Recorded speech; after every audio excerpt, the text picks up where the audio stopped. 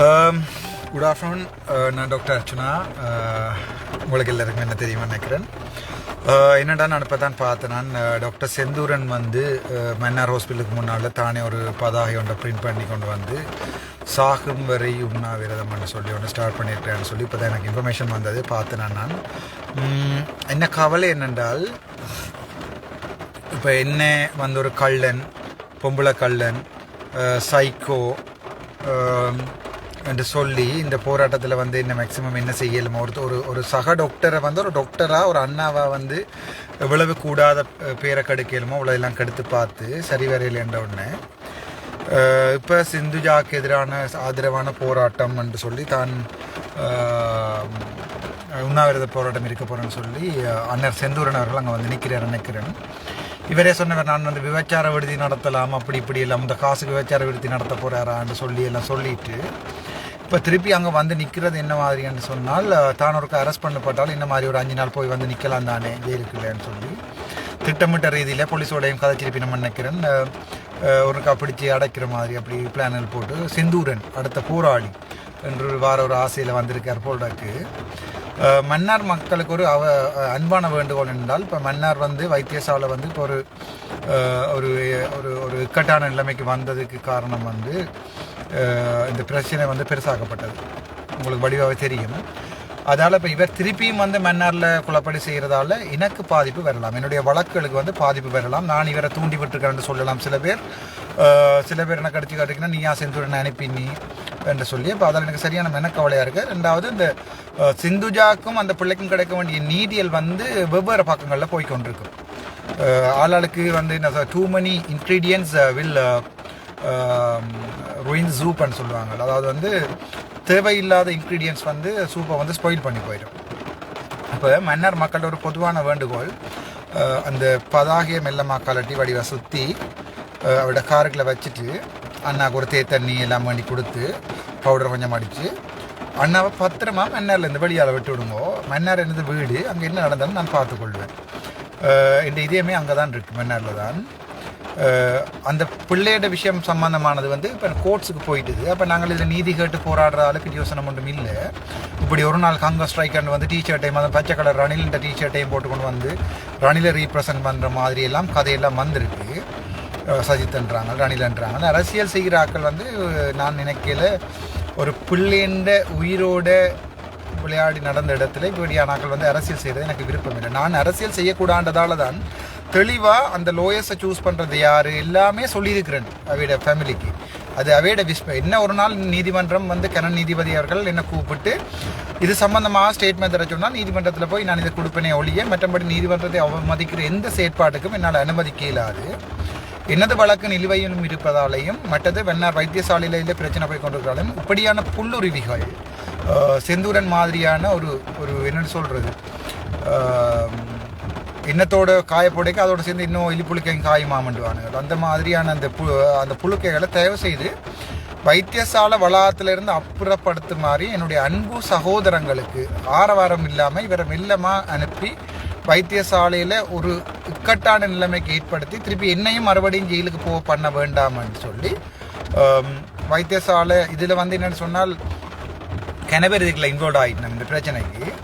அதால் தயவு செய்து இப்படியான ஆர்ப்பாட்டங்கள் அதில் எல்லாத்தையுமே நிப்பாட்டுமாறும், அப்படி வற்புறுத்தி இவர் நிப்பாட்டு செய்தால் போலீஸில் ஒரு கம்ப்ளைண்ட்டை போட்டு இவரை பத்திரமா அவரை கூட்டி கொண்டு போய் மன்னாருக்கு அங்கால விட்டுட்டு வருமாறும் அன்புடன் கேட்டுக்கொள்கிறேன்.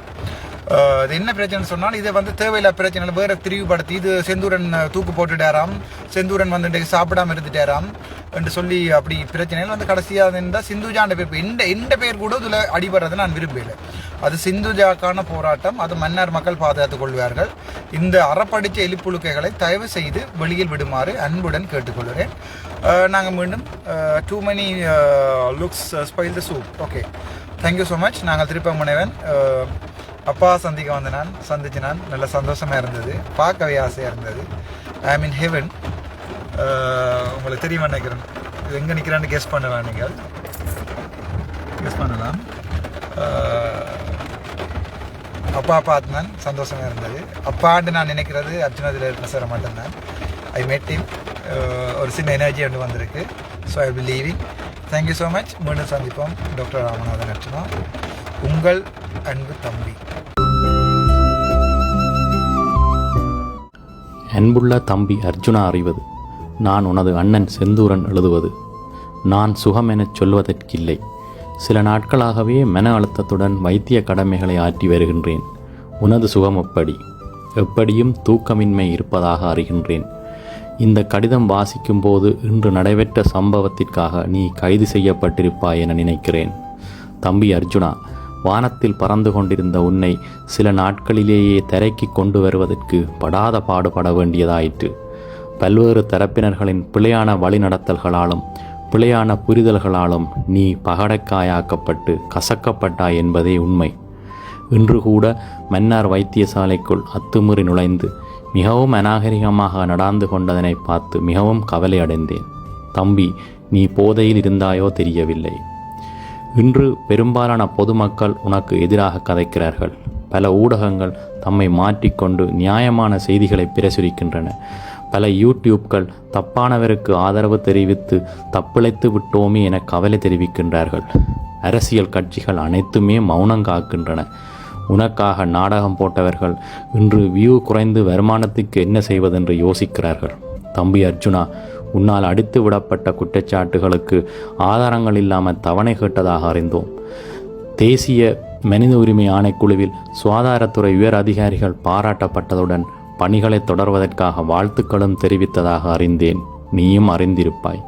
தம்பி அர்ஜுனா, நீ மேற்படிப்பினை தொடர முடியாமல் போகலாம். இலங்கை மருத்துவ சபையினால் உனது பதிவு அளிக்கப்படலாம். அதன் பின்னர் உலகின் எங்குமே நீ வைத்தியனாக வேலை செய்வது கடினம். பல வழக்குகள் நிலுவையில் இருப்பதனால் நாட்டை விட்டு வெளியேறுவதும் கடினமானதாக இருக்கும். தம்பி அர்ஜுனா, நீ சாவகச்சேரி வந்தவுடன் அனைத்து வைத்தியர்களையும் ஒன்றிணைத்து வைத்தியசாலையை முன்னேற்றுவதற்கு பதிலாக அனைவரையும் தாக்கத் தொடங்கினாய். நீ கூறிய விடயங்களில் பெரும்பாலும் பொய்யாக இருந்ததனை இன்று பல பேர் உணர்ந்தாலும் அதில் உள்ள சில உண்மையான விடயங்களும் இன்று மறைக்கப்பட்டு விட்டன. மருத்துவ தவறுகள் மன்னிக்கப்பட முடியாதவை. அதற்காக யாழ் குடாநாட்டில் நீ அர்ப்பணிப்புணருடனும் சரியாகவும் கடமையாற்றியிருந்தால் உனது கண்ணுக்கு மிக திறமையான மிகவும் அர்ப்பணிப்பு நிறைந்த வைத்திய சமூகம் ஒன்று தெரிந்திருக்கும். அதனை பார்த்து நீ ஆச்சரியப்பட்டிருப்பாய். ஒன்றுமே இல்லாதிலிருந்து 30 வருடங்களாக உருவாக்கப்பட்டதுதான் இன்று நீ காணும் அத்தனை கட்டடங்களும் கட்டமைப்புகளும். வேறு மாகாணங்களை விடவும் வடக்கு மாகாணத்தில் வளங்கள் குவிந்திருப்பதனை அண்மையில் சுகாதார அமைச்சர் சுட்டிக்காட்டியதை நீ அவதானித்திருப்பாய். தம்பி அர்ஜுனா, முதல் நாளே சாவகச்சேரியில் நீ வைத்தியர்களை மிகவும் கேவலமாக நடாத்தி வைத்தியர்களை ஓட வைத்தாய். பின்னர் அவர்கள் மீது பழி போட்டாய். ஒரு ஆண் வைத்தியர் உயர் அதிகாரிகள் முன் கண்ணீர் விட்டு அள வைத்தமை நீ செய்த மிகப்பெரிய தவறு. இன்று மாணிக்கமாக தானும் தனது கடமையும் என்று அமைதியாக இந்த வாழ்க்கையை முடிக்க நினைக்கும் பலர் 2009க்கு முன்னர் பாட்ஷாவாக வாழ்ந்தவர்கள் என்பதனை நீ அறிந்திருக்க நியாயமில்லை. தம்பி அர்ஜுனா, வெளிநாடுகளில் இருந்து எமது தேசம் வாழ வேண்டும் என நித்தம் நினைப்பவர்கள், எமது மக்களுக்காக கோடி கோடியாக கொட்டி கொடுப்பவர்கள் இந்த விடயத்தில் நடுநிலையாக நின்றார்கள். இன்னும் எவ்வாறு குறைகளை நிவர்த்தி செய்யலாம் என்று நினைத்தார்கள். புலம்பெயர் உறவுகளே தமிழினத்தின் மிகப்பெரிய பலம். சமூக வலைத்தளங்களில் பொய்யான கணக்குகள் மூலம் தொடர்ச்சியாக இந்த விடயங்களை திரிவுபடுத்தி பதிவிடும் ஒரு சிலர் உண்மையிலேயே உனக்கு ஆதரவானவர்களோ அல்லது நல்லவர்களோ அல்லர். தாய்நாட்டுக்காக சதமும் செலவிடாதவர்கள் அவர்கள் வெளிநாடு சென்ற முறை, இன்று வாழும் வாழ்க்கை எல்லாமே தவறானது. நல்லவர்களை இனங்காணு, நல்லவர்களை நம்பு. தம்பி அர்ஜுனா, தயவு செய்து போதை பாவினையையும் பல பெண்களுடன் உறவு வைத்திருப்பதனையும் நியாயப்படுத்தாதே. உனது தந்தை உட்பட மீளாத்துயில் கொள்ளும் மறவர்களை மீளவும் எழ வைக்காதே. அவர்களது காலத்தில் உன்னை போன்றவர்களின் செயற்பாடுகளுக்கு என்ன தண்டனை என்பதனை நீ நன்கு அறிவாய். தம்பி அர்ஜுனா, நீ அரசியலுக்கு வருவதாக பலரும் கதைப்பதாய் கேட்டோம். தமிழ் மக்களுக்கு ஒரு ஏமாற்று பேர் வழி தலைமை தாங்குவதனை நாம் விரும்பவில்லை. உனது தலைமையில் சந்திக்கு சந்தி மதுபான விற்பனை நிலையங்களும் விபச்சார நிலையங்களும் இருப்பதற்காக நாம் இத்தனை வருடங்கள் போராட தேவையில்லை. தயவு செய்து வரி போட்ட தோலை அணிய நினைக்காதே. அது உனக்கு எள்ளளவும் பொருந்தாது. தம்பி அர்ஜுனா, அரசியல் வைத்தியசாலைகள் குறைபாடுகள் தெரியும் உனக்கு. ஏன் தனியார் வைத்தியசாலைகளில் நடைபெறும் ஆயிரக்கணக்கான பித்தலாட்டங்கள் தெரியாமல் இருப்பது அதிசயம்தான். குறித்த தனியார் வைத்தியசாலையில் எத்தனை தாய் மரணங்கள், சிசு மரணங்கள் மற்றும் டெங்கு மரணங்கள் கடந்த காலங்களில் நடைபெற்றிருக்கும். சொந்த பத்திரிகையில் எழுதுவார்கள் என்று பயப்படுகிறாயா? தம்பி அர்ஜுனா, உனது பொய்யான பிரச்சாரத்தில் உசுப்பேத்தப்பட்ட ஏமாளிகள் மூலம் உனக்கு ஒரு வங்கி கணக்கில் 68 லட்சமும் மொத்தமாக சில கோடிகளும் நிதியுதவி கிடைத்ததாக அறிகின்றேன். பாவப்பட்ட அந்த நிதியை சிறுவர் முதியோர் இல்லங்களுக்கு வழங்கிவிடு. அவசிய மருந்துகளும் சத்திரசிகிச்சை உபகரணங்களும் இல்லாமல் தினந்தினம் அல்லாடும் பிரதேச வைத்தியசாலைகளுக்கு அவற்றை வாங்கி அன்பளிப்பு செய்துவிடு. தம்பி அர்ஜுனா, உண்மையிலேயே நீ இதயச் சுத்தியுடன் எமது மக்களை வாழ வைக்க விரும்பினால் செய்த தவறுகளுக்காக மன்னிப்பு கேள். நல்லவர்கள் உன்னை மன்னிப்பார்கள். உளவளத்துணை ஆலோசனைகளை பெறுவதன் மூலம் மன அமைதியையும் நீ செய்யும் தவறுகளையும் விளங்கிக் கொள்ளலாம். நாம் எல்லோரும் ஒன்றிணைந்து ஊழலற்ற சமூகம் ஒன்றை உருவாக்க வேண்டும் என்பதே எனது அவா.